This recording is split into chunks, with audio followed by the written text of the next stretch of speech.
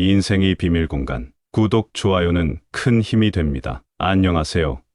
마음의 평화와 행복에 대한 여정에 관심을 가지고 계신 여러분께 인사드립니다. 오늘 우리는 부처님의 가르침에서 깊은 지혜를 배우고 이를 통해 우리 자신과 세상을 이해하는 방법에 대해 탐구해 볼 것입니다. 부처님의 말씀은 우리 내면의 평온을 찾고 자기 자신을 이해하며 마음을 깨끗하게 유지하는 데 중요한 역할을 합니다. 끝까지 시청하시어 여러분의 마음의 평안을 얻기 바랍니다. 그러면 함께 이 여정을 시작해 보겠습니다. 오늘 저는 인생을 살아가는 데 있어 중요한 지혜를 나누고자 합니다. 이 말들은 우리의 마음과 삶에 깊은 영향을 미칩니다. 마음이 평온하면 세상도 평온해진다. 여러분, 우리의 내면이 어떻게 외부 세계를 형성하는지 깊이 생각해 보세요. 평온한 마음은 주변 환경에 평화를 가져다 줍니다. 화를 내는 것은 뜨거운 석탄을 들고 있는 것과 같다. 던지기 전까지는 자신만 다친다. 이는 분노가 결국 우리 자신을 해치는 방식을 상기시켜 줍니다. 분노를 다스리는 것이 중요합니다. 행복은 외부에서 오는 것이 아니라 내부에서 비롯된다. 진정한 행복은 우리 내부에서 시작됩니다. 마음을 다스리지 않으면 마음이 당신을 다스릴 것이다. 우리의 마음을 이해하고 조절하는 것이 얼마나 중요한지를 인식해야 합니다. 우리의 생각은 우리의 현실을 형성합니다. 긍정적인 생각은 긍정적인 결과를 가져옵니다. 아무것도 영원하지 않으므로 고통에 너무 집착하지 마라. 자기 자신을 이해하는 것이 평화의 첫걸음입니다. 크든 작든 모든 여정은 첫걸음으로 시작됩니다. 마음을 깨끗이 유지하면 기쁨이 자연스럽게 따라옵니다. 이러한 가르침들은 여러분의 삶에 큰 변화를 가져올 수 있습니다. 각각의 말에 깊이 생각하고 그것을 실천에 옮기세요. 여러분의 삶은 여러분의 생각과 태도에 달려 있습니다. 첫 번째로 옛날 부처님이 계셨을 때의 일입니다. 부처님은 사람들에게 깨달음을 얻기 위한 여정에 대해 이야기했습니다. 그는 이야기를 시작하며 말했습니다. 내가 어린 왕자였을 때 나는 하늘을 바라보며 깊은 사색에 잠겼던 적이 있었다. 그때 나는 마음의 평온을 느꼈다. 그러나 시간이 흐르고 세상의 혼란과 고통을 목격하면서 젊은 왕자는 깊은 고민에 빠졌습니다. 이 모든 고통의 근원은 무엇일까? 그는 스스로에게 물었습니다. 그리고 그 답을 찾기 위해 화려한 궁전을 떠나 긴 여행을 시작했습니다. 부처님은 깊은 숲속에서, 강가에서, 높은 산에서 명상을 했습니다. 그는 매일 명상을 통해 자신의 내면을 탐구했고 자신의 생각과 감정을 깊이 이해하기 시작했습니다. 그는 진정한 평화는 내면에서 발견된다고 깨달았습니다. 어느 날 그는 큰 나무 아래에서 깊은 명상에 잠겼습니다. 그곳에서 며칠과 밤을 보내며 그는 자신의 마음과 몸을 완전히 통제하게 되었습니다. 그 순간 그는 깨달음을 얻었고 모든 고통의 근원과 그것을 해결하는 방법을 이해했습니다. 이 이야기는 부처님의 긴 명상 여정과 자기 인식의 중요성을 보여줍니다. 부처님은 내면의 목소리에 귀를 기울임으로써 진정한 지혜와 평온을 찾았고 이를 통해 세상에 깊은 영향을 끼쳤습니다. 마음을 다스리지 않으면 마음이 당신을 다스릴 것이다. 이 말은 내면의 자기 인식과 명상의 중요성을 강조하는 부처님의 교훈 중 하나입니다. 이 가르침은 깊은 논리적 설명을 통해 이해할 수 있습니다. 부처님의 가르침에 따르면 마음은 본질적으로 끊임없이 변화하고 움직입니다. 우리의 생각, 감정, 인식들은 끊임없이 변화하는데 이를 제대로 이해하지 못하면 우리는 이러한 변화에 휘둘리게 됩니다. 부처님은 명상을 통해 자신의 마음을 깊이 관찰하고 이해했습니다. 이를 통해 그는 자신의 생각과 감정의 근원을 파악하고 이에 대응하는 방법을 찾았습니다. 이는 마음을 이해하고 자기 자신을 인식하는 것이 어떻게 우리를 더 통제력 있는 존재로 만드는지 보여줍니다. 부처님의 교훈에 따르면 마음을 다스리는 것은 의식적인 노력과 연습을 필요로 합니다. 명상, 자기 반성, 그리고 올바른 사고방식은 마음을 통제하는데 필수적인 도구입니다. 이를 통해 우리는 우리의 반응과 행동을 더 잘 관리할 수 있게 됩니다. 마음을 통제함으로써 우리는 외부 상황에 대한 우리의 반응을 제어할 수 있게 됩니다. 이는 우리가 스트레스, 불안, 그리고 다른 부정적인 감정을 더 잘 다루고 결국 더 큰 자유와 내면의 평화를 경험하게 해줍니다. 결국 이 가르침은 우리가 우리의 마음을 인식하고 통제하는 능력을 개발함으로써 우리 삶의 주인이 될 수 있음을 의미합니다. 이는 자기 인식과 명상이 단순한 수행을 넘어서 우리의 일상생활과 감정 관리에 깊이 관여해야 하는 이유를 설명해 줍니다. 마음을 다스리지 않는 것은 무한한 바다에 떠 있는 뗏목을 방향 없이 표류하게 하는 것과 같다. 명상은 어두운 밤하늘에 빛나는 별과 같아서 우리 내면의 어둠 속에서 길을 비춰준다. 생각과 감정의 물결에 휩쓸리지 않는 것은 폭풍우 치는 바다에서 단단히 닻을 내리는 선장과 같다. 자기 인식 없이 삶을 살아가는 것은 눈 덮인 산길을 눈이 먼 채 걷는 것과 같다. 마음의 소리에 귀 기울이는 것은 숲속에서 길을 찾는 이에게 두는 바람의 속삭임과 같아서 올바른 길을 안내한다. 두 번째로 옛날 옛적 부처님의 시절에 일어난 일입니다. 어느 날 한 마을에 화가 많은 사람이 살고 있었습니다. 이 사람은 자주 화를 내고 불평을 하며 자신의 삶에 대해 부정적으로 생각했습니다. 그의 마음은 항상 어둡고 무겁기만 했습니다. 어느 날 이 사람은 부처님을 만났습니다. 부처님은 그의 얼굴에서 불만과 불행의 흔적을 읽을 수 있었습니다. 부처님은 그에게 말했습니다. 너의 마음은 당신이 만드는 생각들의 정원과 같다. 부정적인 생각들로 가득 찬 정원은 잡초로 뒤덮일 것이다. 그 사람은 부처님의 말을 듣고 의아해했습니다. 부처님은 계속해서 말했습니다. 하지만 긍정적인 생각으로 당신의 마음을 가꾼다면 아름다운 꽃이 피어날 것이다. 마음의 평화를 찾으려면 긍정적으로 생각해야 합니다. 이 말을 듣고 그 사람은 자신의 생각을 바꾸기로 결심했습니다. 매일 아침 그는 긍정적인 생각으로 하루를 시작했습니다. 그는 주변 사람들과 세상을 바라보는 방식을 바꾸었고 점차 그의 마음에 평화와 기쁨이 찾아왔습니다. 시간이 지나자 그는 더 이상 화를 내지 않았고 사람들은 그를 더 이해심 깊고 친절한 사람으로 알게 되었습니다. 그의 마을 사람들은 그가 어떻게 변했는지 놀라워했고 그의 긍정적인 변화는 마을 전체에 영향을 미쳤습니다. 이 이야기는 긍정적인 사고방식이 어떻게 마음을 변화시키고 더 나아가 삶을 변화시킬 수 있는지를 보여줍니다. 부처님의 가르침은 생각이 현실을 만든다는 깊은 진리를 담고 있습니다. 당신의 삶은 당신의 생각의 산물이다. 올바른 생각을 가지면 올바른 삶을 살 수 있다. 이 가르침은 긍정적인 사고방식의 힘과 그것이 어떻게 우리의 삶에 영향을 미치는지에 대한 중요한 교훈을 담고 있습니다. 이를 논리적으로 설명하면 다음과 같습니다. 인간의 마음은 강력한 힘을 가지고 있으며 우리의 생각은 우리가 경험하는 현실을 형성합니다. 긍정적인 생각은 긍정적인 결과를 낳고 부정적인 생각은 부정적인 결과를 초래할 수 있습니다. 이는 마음이 현실을 만든다는 부처님의 가르침과 일치합니다. 긍정적인 생각은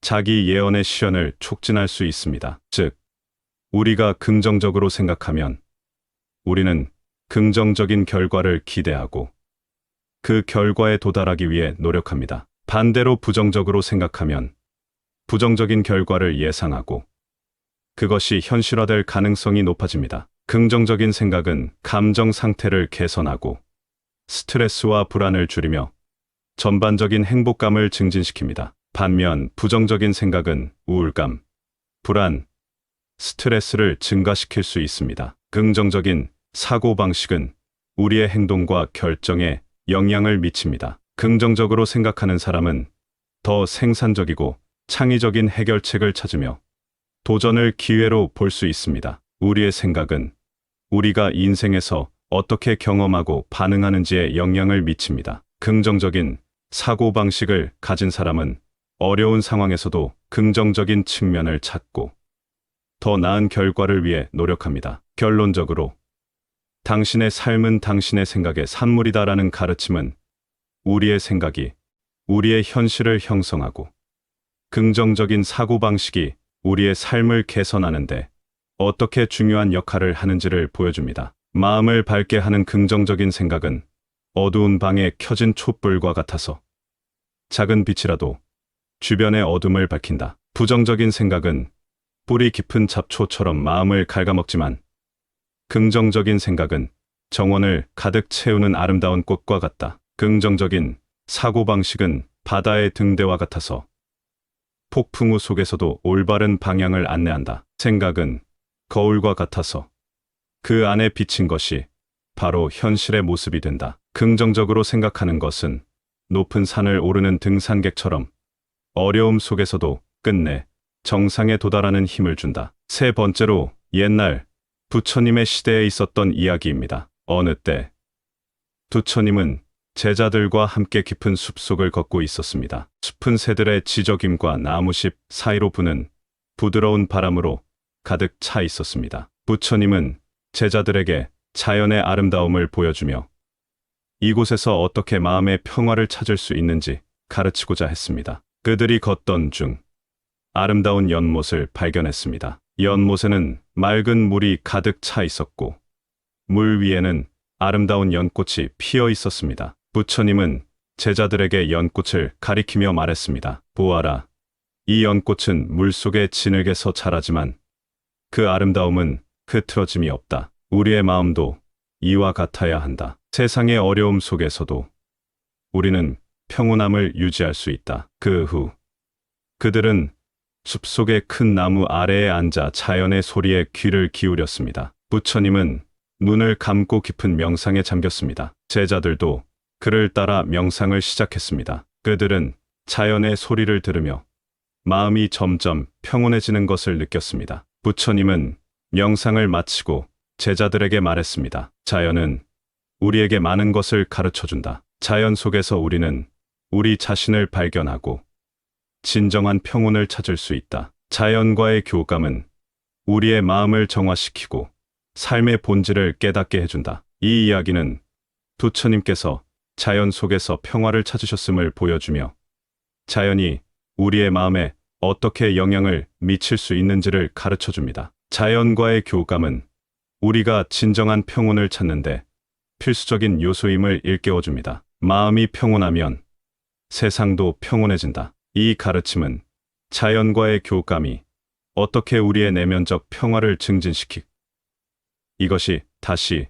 우리가 살아가는 세상에 어떻게 영향을 미치는지에 대한 중요한 교훈을 담고 있습니다. 이를 논리적으로 설명하면 다음과 같습니다. 자연은 조화와 균형의 상징입니다. 나무, 꽃, 새, 강 등 자연 요소는 고요함과 안정감을 제공합니다. 부처님은 자연 속에서 평화를 찾으셨고 이는 자연이 내면의 평온을 찾는데 도움이 될 수 있음을 보여줍니다. 우리의 내면적 상태는 외부 환경과 상호작용합니다. 마음이 평온할 때 우리는 주변 환경에 긍정적인 영향을 미칠 수 있고 이는 다시 우리 자신에게 돌아옵니다. 즉, 마음의 평화가 우리가 살아가는 세상을 더 평화롭게 만듭니다. 감정은 전염성이 있습니다. 평온하고 긍정적인 마음가짐은 주변 사람들에게도 영향을 미쳐 그들의 마음 상태에도 긍정적인 변화를 가져올 수 있습니다. 이는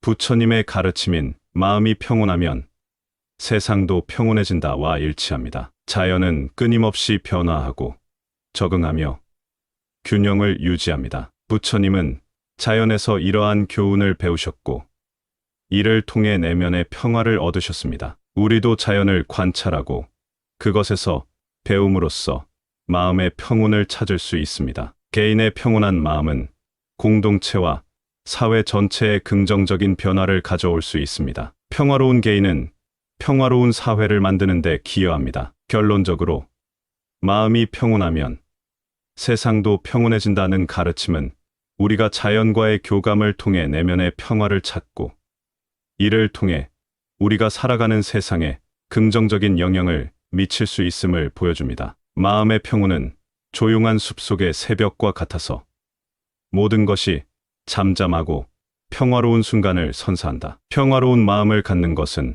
물가의 맑은 연못과 같아서 그 거울에 비친 세상도 맑고 고요하다. 자연과의 교감은 바람에 살랑이는 나무잎과 같아서 가장 작은 속삭임도 마음에 큰 울림을 준다. 마음이 평온해지면 그것은 산 정상에서 바라보는 아침 햇살과 같아서 새로운 시각으로 세상을 비춘다. 내면의 평화를 찾는 것은 밤하늘의 별을 관찰하는 것과 같아서 어둠 속에서도 빛나는 아름다움을 발견하게 한다. 네 번째로 옛날 부처님과 그의 제자들이 한 조용한 마을을 방문했을 때의 이야기입니다. 마을은 평화롭고 사람들은 간단하지만 행복한 삶을 살고 있었습니다. 부처님은 이 마을의 간소한 생활 방식에서 중요한 교훈을 찾으셨습니다. 어느 날 부처님은 제자들과 함께 마을의 작은 정원에서 시간을 보내셨습니다. 정원은 아름답게 가꿔져 있었고 제자들은 그 곳의 평화로움에 감탄했습니다. 부처님은 이 기회를 이용해 제자들에게 감사의 중요성에 대해 가르치기로 하셨습니다. 부처님은 제자들에게 말씀하셨습니다. 이 아름다운 꽃들을 보라. 그들은 태양의 빛과 비의 은혜를 받아 살아간다. 꽃들은 자신이 받은 것에 대해 불평하지 않는다. 그저 있는 그대로의 삶을 살며 우리에게 아름다움을 선사한다. 그리고 부처님은 더 나아가 말씀하셨습니다. 우리도 이 꽃들처럼 우리의 삶 속에서 작은 것들에 대해 감사할 수 있어야 한다. 태양의 따스함, 시원한 바람, 식사할 때의 음식, 우리의 건강, 우리가 만나는 모든 사람들, 이 모든 것에 감사하며 살아가야 한다. 제자들은 부처님의 말씀을 듣고 그들의 삶 속에서 감사할 것들을 찾기 시작했습니다. 그들은 마을 사람들과의 작은 대화에서도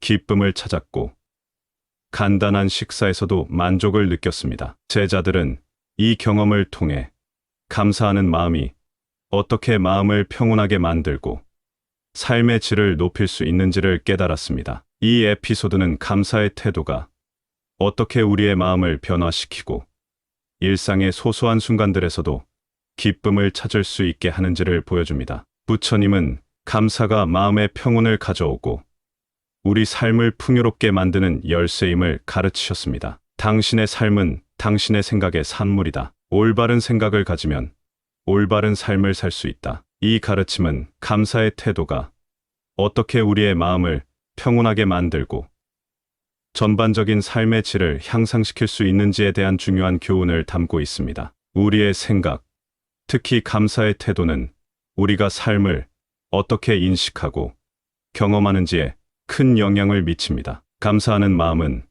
우리가 주변 세상을 긍정적으로 보게 하며 이는 우리의 일상적 경험과 상호작용에 영향을 줍니다. 감사하는 마음가짐은 스트레스와 부정적인 감정을 줄이는데 도움이 됩니다. 감사함을 느낄 때 우리는 현재의 순간에 더 집중하게 되며 이는 마음의 평온을 증진시킵니다. 감사하는 마음을 갖는 것은 긍정적인 생각을 자연스럽게 증진시킵니다. 긍정적인 생각은 우리의 태도와 행동에 긍정적인 변화를 가져오며 이는 다시 우리의 삶의 질을 향상시킵니다. 감사의 태도를 가짐으로써 우리는 삶의 어려움을 다르게 바라볼 수 있습니다. 문제와 도전은 기회로 바뀌며 이는 우리가 삶을 더 긍정적으로 살아가는데 도움을 줍니다. 감사의 태도는 연습을 통해 강화될 수 있습니다. 매일 작은 것들에 대해 감사함을 표현함으로써 우리는 점점 더 많은 것들에 대해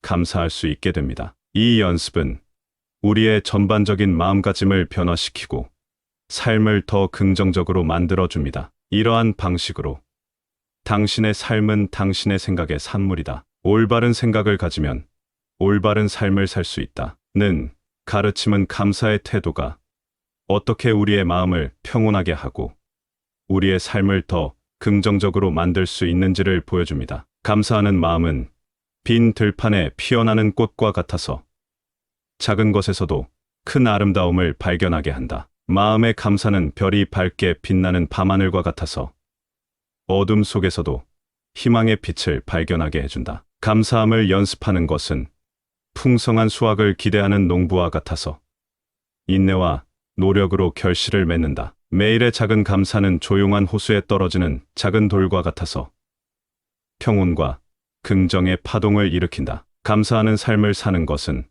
산 정상에서 내려다보는 것과 같아서 일상의 작은 것들이 얼마나 소중한지를 깨닫게 해준다. 다섯 번째로 옛날 부처님의 시절에 있었던 이야기입니다. 부처님은 여러 지역을 여행하시며 사람들에게 가르침을 전파하셨습니다. 어느 날 부처님과 제자들은 작은 마을에 도착했고 마을 사람들은 그들을 따뜻하게 맞이했습니다. 이 마을에는 서로 다른 배경을 가진 사람들이 함께 살고 있었습니다. 그들은 각자의 일을 하며 살아가고 있었지만 서로를 도우며 공동체를 이루고 있었습니다. 부처님은 이를 보고 제자들에게 사회적 연결감의 중요성에 대해 가르치기로 하셨습니다. 부처님은 제자들을 데리고 마을의 중앙 광장으로 갔습니다. 그곳에서 마을 사람들은 서로 이야기를 나누고 웃으며 함께 일하고 있었습니다. 부처님은 제자들에게 말씀하셨습니다. 보아라.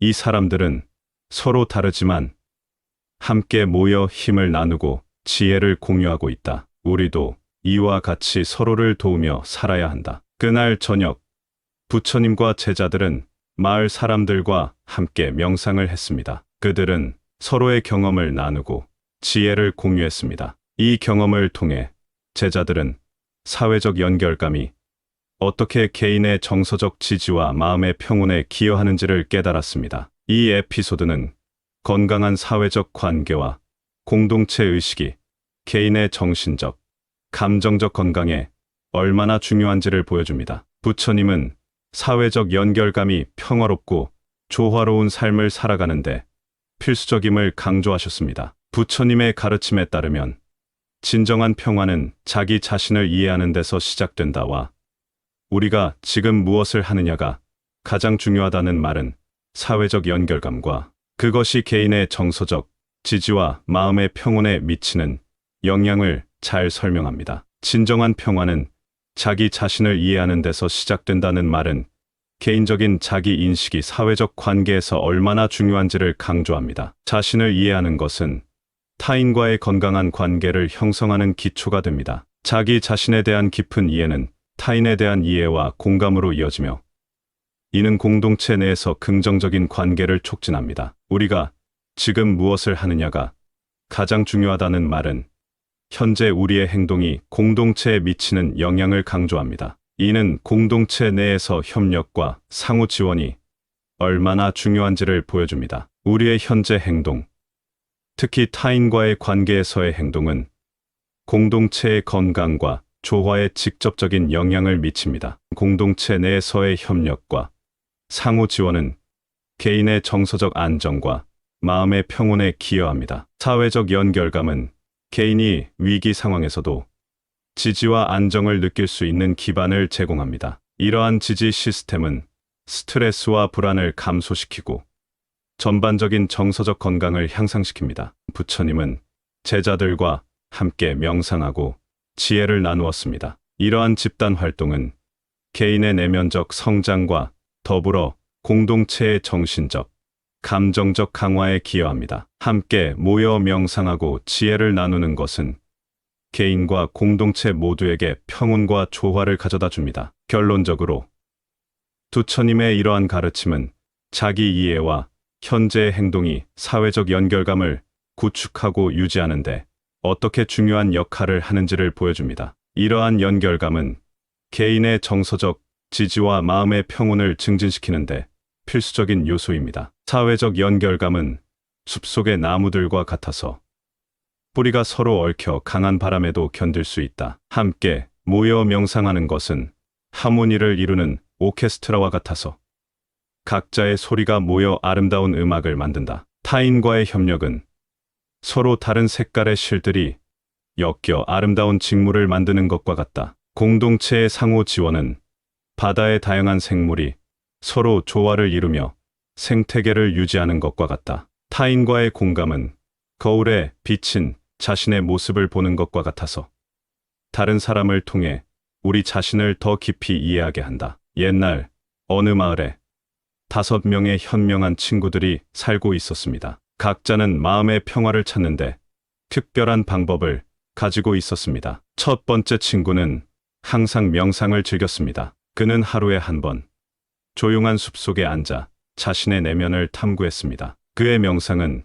그에게 평온함을 주었고 마을 사람들은 그를 조용한 현자라고 불렀습니다. 두 번째 친구는 언제나 긍정적이었습니다. 그는 어떤 상황에서도 긍정적인 면을 찾아냈고 그의 긍정적인 태도는 마을 사람들에게 희망을 주었습니다. 사람들은 그를 햇살 같은 친구라고 불렀습니다. 세 번째 친구는 자연을 사랑했습니다. 그는 꽃과 나무, 새와 강을 친구처럼 여겼고 자연 속에서 평온을 찾았습니다. 마을 사람들은 그를 숲의 친구라고 부르며 그의 지혜를 따랐습니다. 네 번째 친구는 항상 감사하는 마음을 가졌습니다. 그는 작은 것에도 감사하며 살았고 그의 감사는 마을에 기쁨을 가져다 주었습니다. 마을 사람들은 그를 감사의 전령이라고 불렀습니다. 다섯 번째 친구는 마을 사람들과의 관계를 소중히 여겼습니다. 그는 사람들과 함께 시간을 보내며